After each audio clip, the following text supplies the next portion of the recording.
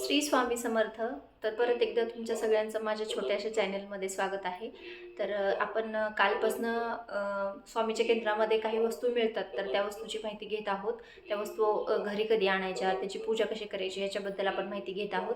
तर कालचा एपिसोड सगळ्यांना आवडला, तर सगळ्यांचं मनापासून धन्यवाद. तर आज आहे आपलं दुसरं सिरीज. तर दुसऱ्या सिरीजमध्ये मी आणलेलं आहे जे एक यंत्र असतं, म्हणजे स्वामीच्या केंद्रामध्ये यंत्र मिळतात. यंत्र म्हणजे हे असं.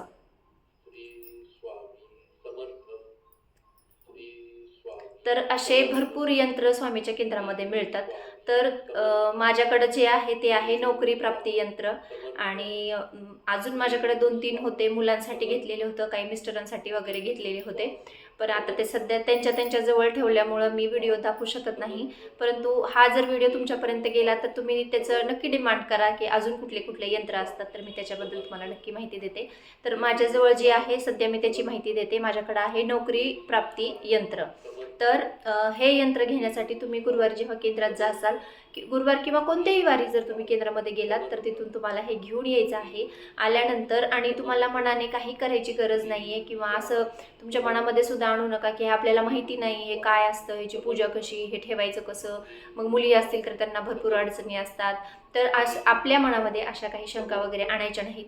तर तिथं गेल्यानंतर तुम्हाला ते तिथले जे सेवेकरी असतात किंवा जे तुम्हाला ह्या गोष्टी केंद्रामध्ये पुरवठा वगैरे करतात, तर ते तुम्हाला सहज सांगू शकतात की तुम्ही ह्याची पूजा वगैरे कसं करणार, काय करणार. आणि जरी तुम्हाला काही त्याच्यानंतरही शंका मनात आल्या तर तुम्ही काय करायचे, सरळ सरळ ह्याच्यावरती सगळं लिहिलेलं असतं. तुम्ही फक्त हे जाऊन मागायचं किंवा तिथं त्याची विचारपूस करायची आणि घरी आणून त्याची मनोभावे सेवा करायची आणि हे यंत्र आपल्याजवळ ठेवायचं. ह्याचा नक्की फायदा होतो. सगळ्यात आधी मी जे यंत्र आणलं होतं, म्हणजे मी माझ्या लग्नाच्या आधी एक 10-12 वर्षापूर्वी म्हटलं तरी चालेल, त्यावेळेस मी वाहन यंत्र आणलं होतं. वाहन यंत्र म्हणजे ती वाहन यंत्र घेऊन यायचं. यंत्र सगळे असेच असतात, ह्याच कलरमध्ये असतात.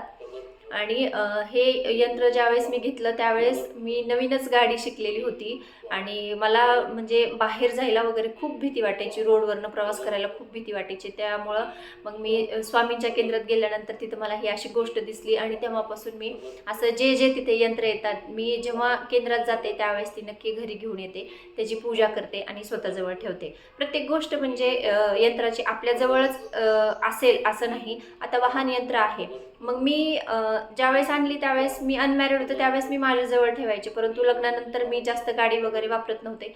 त्याच्यानंतर मिस्टरांकडे ते वाहन यंत्र दिलं, म्हणजे नवीन आणून दिलं. आता जे होतं तर ते नंतर मी विसर्जित केलं.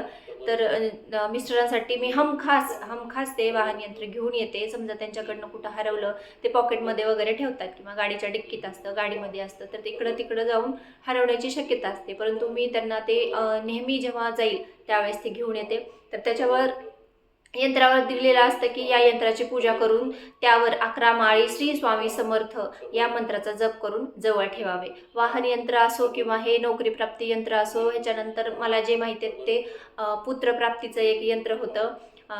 बाधावर नाडी बाधा वगैरे असे भरपूर तिथे यंत्र मी पाहिलेले आहेत. आणि जर तुम्ही डिमांड केलं तर मी नक्की पुढच्या एपिसोडमध्ये तिथे जाऊन केंद्रामध्ये जाऊन तुम्हाला जे पाहिजे आहे किंवा तुम्हाला अजून काही त्या म्हणजे यंत्राबद्दल माहिती असेल तर मी नक्की देण्याचा प्रयत्न करेन. माझ्याकडे जे आहे ते नोकरी प्राप्ती यंत्र आहे. तर ज्यांना घ्यायचं आहे त्यांनी नक्की जावा. ज्यांना नोकरी पाहिजे आहे किंवा व्यवसाय वगैरे जर त्यांचा व्यवस्थित चालत नसेल तर व्यवसायासाठी सुद्धा तिथे असतात.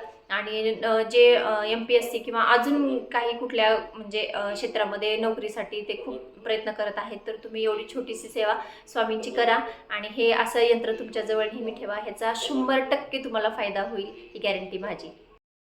त्या छोट्याशा व्हिडिओमधून तुम्हाला मी भरपूर म्हणजे माहिती देण्याचा प्रयत्न केलेला आहे आणि स्वामीच्या केंद्रातील एक अशी अलौकिक गोष्ट तुम्हाला दाखवली आहे, जे तुम्ही स्वतःजवळ ठेवू शकतात आणि तुम्हाला तुमच्या आयुष्यामध्ये त्याचा खूप सारा फायदा करून घेऊ शकतात.